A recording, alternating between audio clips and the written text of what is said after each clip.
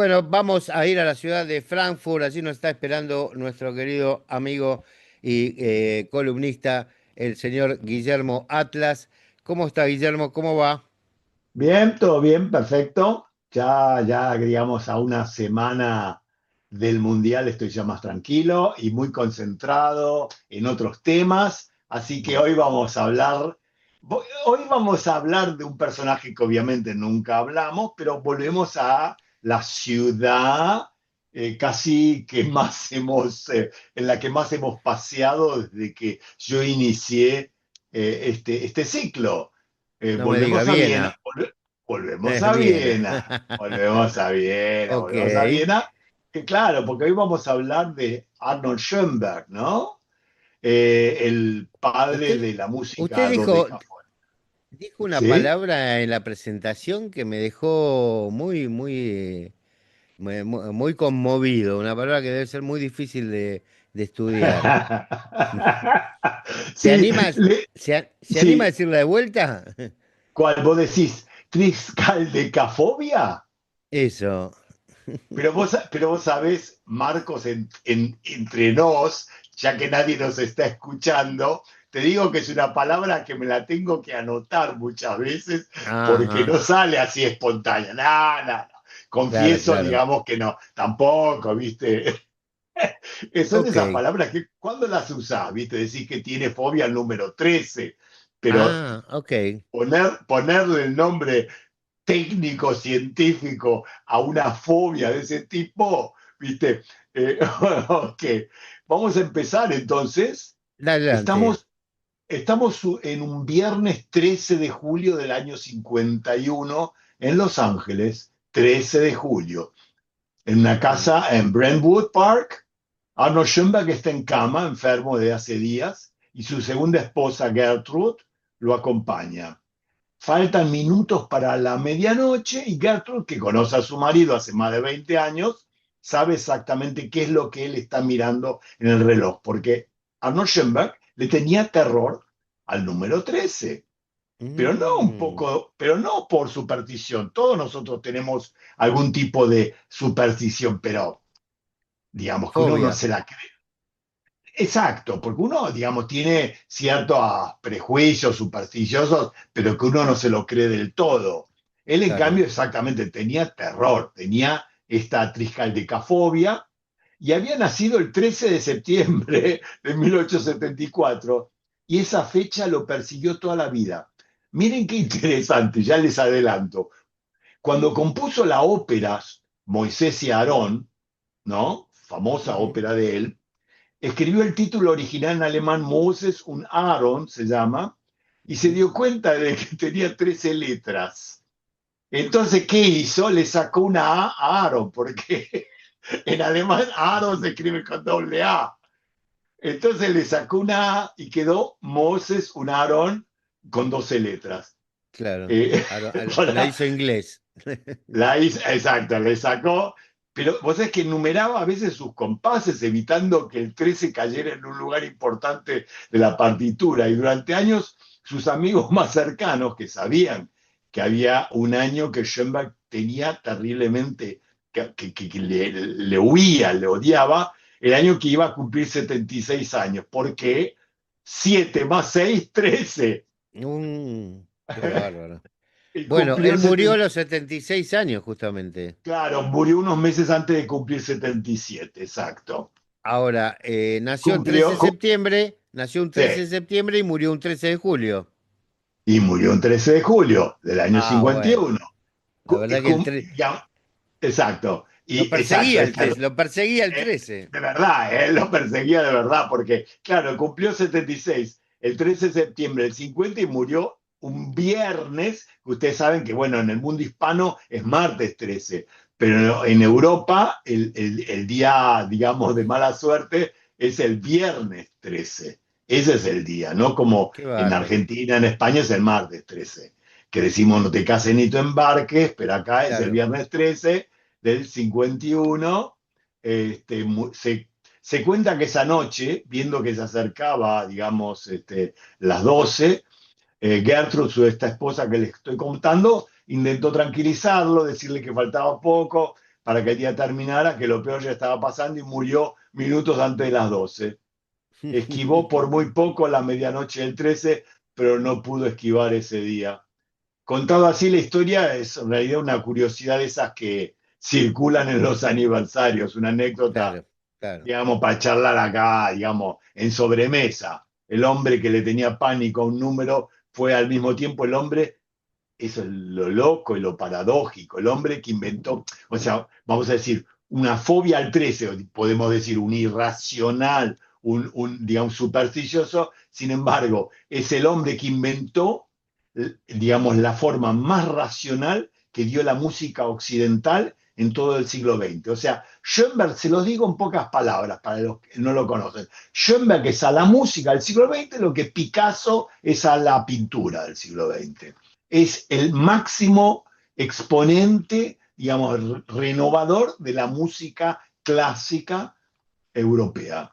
Y, digamos, pero ya que, digamos, pero como no se los quiero hacer árido y aburrido, les voy a intercalar algo más de chusmerío que, digamos, que de dato biográfico y relacionado con su música y con su judaísmo, que ahora ya vamos a ir a No le eso. baje el precio, algo de No, no le color, bajo, sí, pero algo de color. un poco de color de Yagneray siempre es Ahí lindo. sí. A ver, Decíamos que Gertrude fue su segunda esposa, pero su primera esposa, Matilde, era hermana del otro gran compositor que fue el maestro de Schoenberg, que fue Zemlinsky, un gran compositor vienés, no judío, a diferencia de Schoenberg. Y esta mujer, la primera esposa, estaban de vacaciones en Gmunden, tuvo una aventura, vamos a decirlo más fácil, le puso los cuernos a Schoenberg con el pintor Richard Gerstl, que vivía en el mismo edificio y le daba clases de pintura a Schoenberg. Y Matilde llegó a dejar la casa por un tiempo, después volvió, qué sé yo. Gerstl, el pintor, el que digamos, con el que tuvo la relación con la esposa de Schoenberg, quedó mal, seguramente habrá tenido algunos problemitas, y se suicidó. A los pocos meses se colgó, se apuñaló frente a un espejo tras quemar las cartas y las pinturas que tenía de ella. Así terminó. Y muchos dicen, durante años, viste esos rumores que, digamos, esas leyendas urbanas, novelesco. que novelesco, dicen que esa crisis con la muerte de Gerstl, etcétera, disparó en Schoenberg el tema de su música tan original. Justamente coincide esta crisis con el segundo cuarteto de cuerdas, donde por primera vez suma una voz que canta, digamos, siento aire de otro planeta. Investigaciones recientes cuestionan que la casualidad sea tan directa, obviamente, pero sí se nota el eco del episodio en obras como Barton, Die Glückliche Hand. Hay varias obras que, digamos, por el dramatismo, de algún modo permiten suponer cierta relación. O sea, este es lo que se llama el dodecafonismo. Antes de Schoenberg, le explico un poquito, no es que yo sea un experto en música, pero lo leí, la música occidental se organizaba alrededor de tonos, ¿no? Alrededor de la tonalidad, una nota central, una jerarquía de sonidos que se resuelven unos en otros, una gravedad armónica que el oyente reconoce aunque no sepa nombrarla. La. Schoenberg llegó a la conclusión de que ese sistema, después de siglos, ya no alcanzaba para decir lo que había que decir. Y en vez de abandonar toda organización, hizo algo mucho más radical, inventó una ley nueva, 12 sonidos, ninguno subordinado a otro. Claro, ya no es más la, sino es no, digamos, Ok. ninguno subordinado a otro, dispuestos en una serie que el compositor debe respetar como quien respeta un axioma matemático. Por eso muchos matemáticos se fascinan con la obra de Schoenberg. Se puede invertir la serie, se puede tocar al revés, se la puede transportar a otra altura, pero no se puede romper el orden. Es una ley que Schoenberg se dio a sí mismo para gobernar un territorio, el sonido, que ya no tenía ley propia. Y ese mismo hombre, el que fue capaz de construir esa lógica que conoció la música moderna, digamos, vivía sometido al miedo más antiguo que les estoy contando y menos racional. El miedo a ese número. Adorno, que ya lo presenté en algún momento, el padre de la Escuela de Frankfurt, de la sociología de Frankfurt, que estudió con discípulos de Schoenberg y que le dedicó páginas centrales de su filosofía de la nueva música, entendió esa tensión mejor que nadie y no lo leyó como una, digamos, como una, claro, parece como una jaula que ahoga la expresión, sino como el esfuerzo de una razón compositiva que trata de hacerse cargo de un mundo, digamos, siempre les cuento esto, ¿no? Un poco la serie ordena, pero no elimina el temblor. Por eso el 13 podía seguir siendo una amenaza para un arquitecto de la ley más estricta de la música moderna. Son esas paradojas. O sea, la razón más exigente y la superstición más arcaica convivían en la misma cabeza.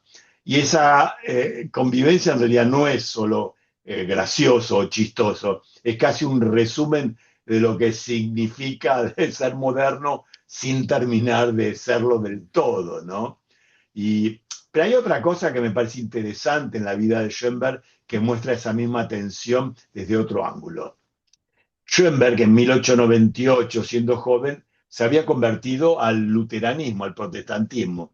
Y eso también es raro porque en Viena era católica, pero él se convierte al protestantismo, pero no era un caso raro. Buena parte de la, ya les conté que Gustav Mahler se había convertido.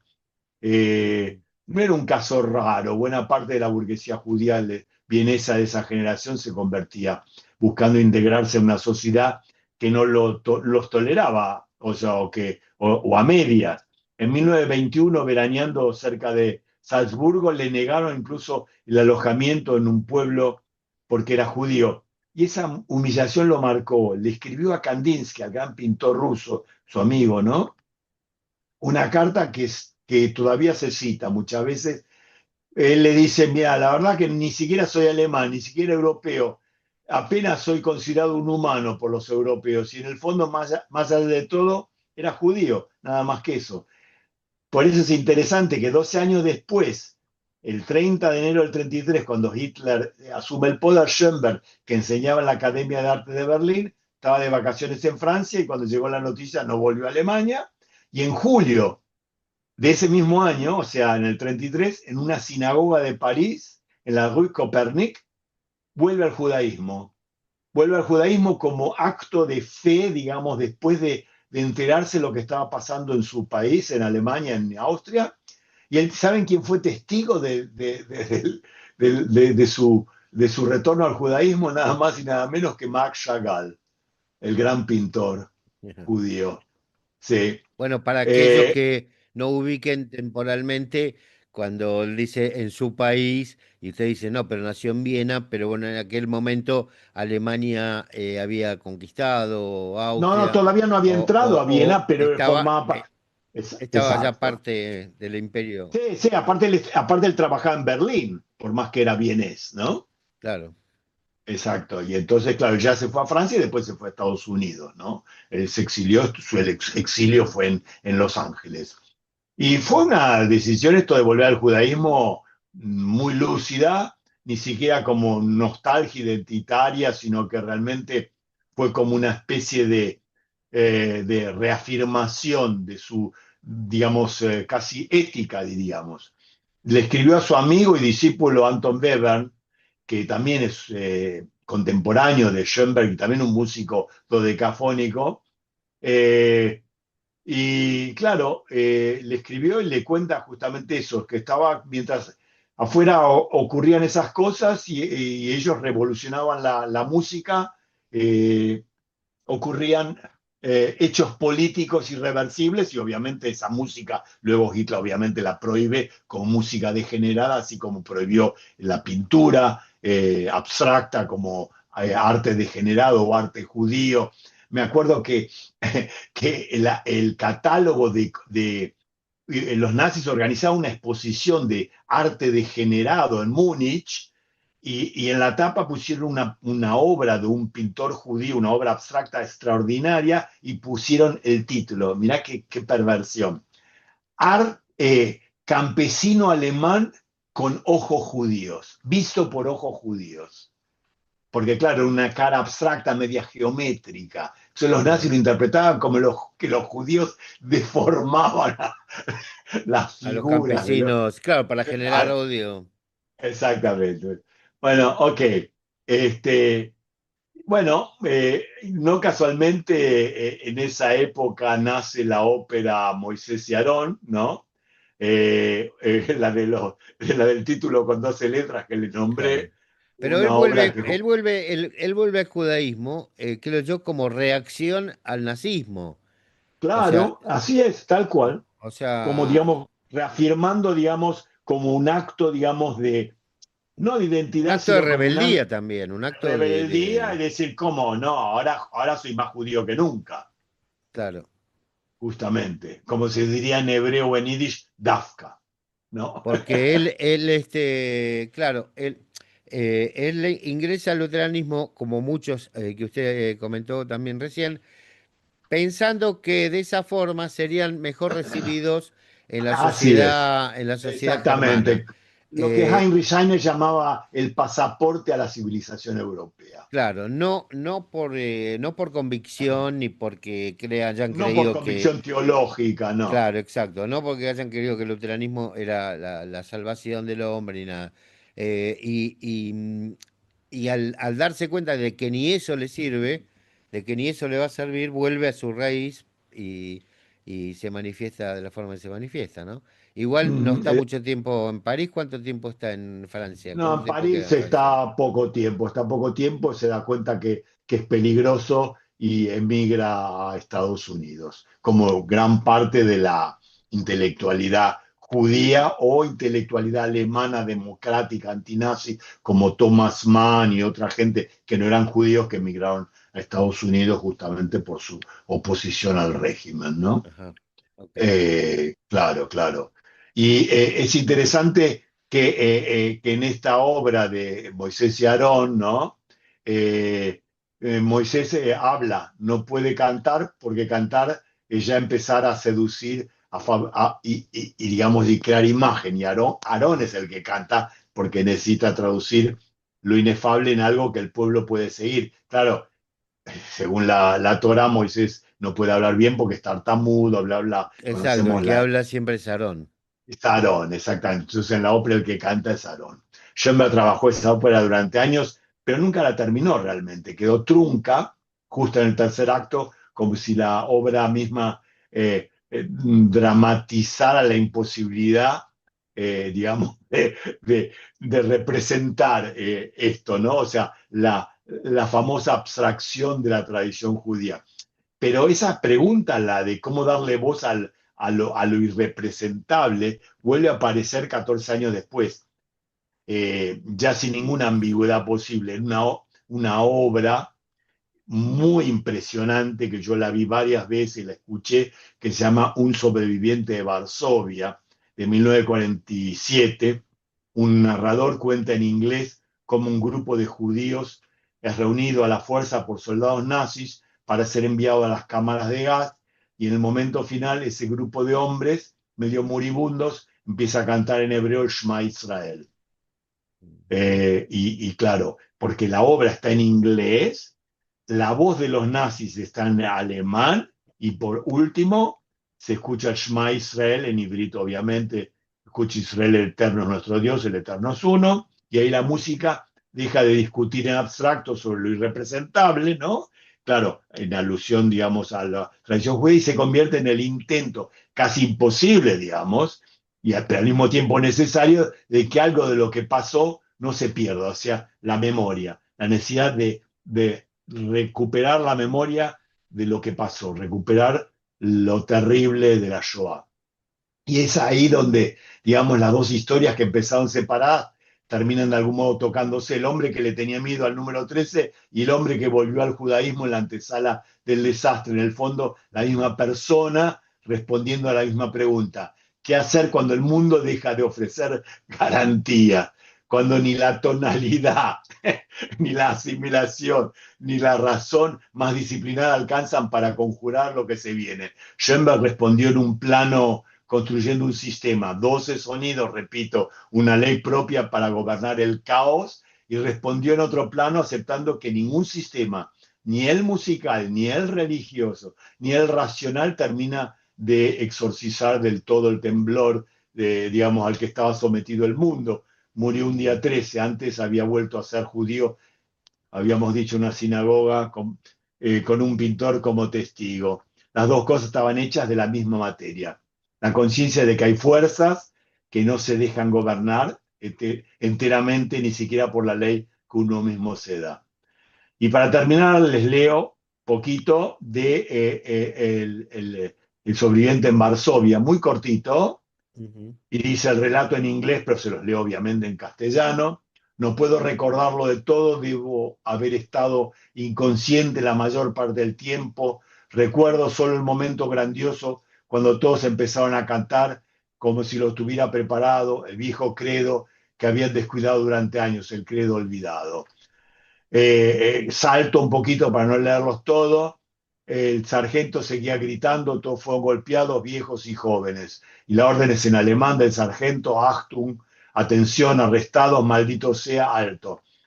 Y el relato en inglés: yacía allí a medio inconsciente, el sargento gritaba rápido, rápido, y termina hasta que sonó como un coro de voces. Y empieza ahí el coro: Shema Israel, Adonai Eloheinu, Adonai Echad.